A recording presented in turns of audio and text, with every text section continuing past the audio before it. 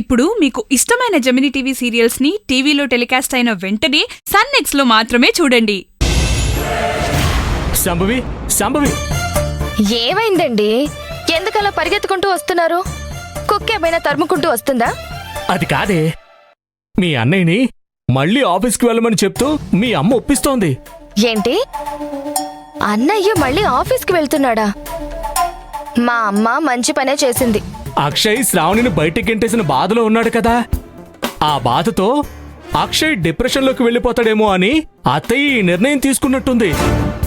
ఏమండి, ఎప్పటినుంచో మీకు ఒక విషయం చెప్పాలి అనుకుంటున్నాను. ఏంటి అది? మీరు కూడా ఇన్షర్ట్ చేసుకుని టై కట్టుకుని ఆఫీస్కి వెళ్తే చూడాలనుందండి. కానీ ఏం చేస్తాం, మీకంత టాలెంట్ లేదు.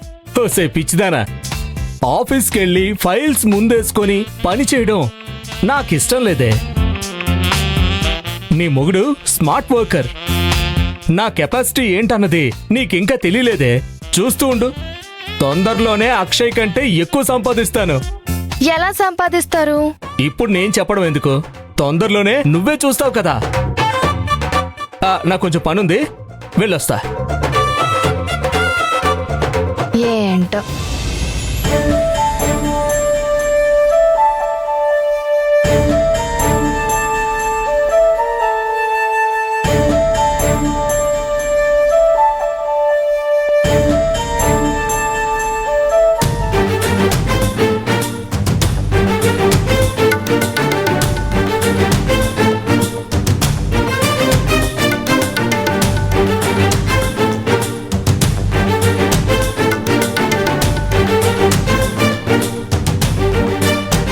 అక్షయ్ బాబు,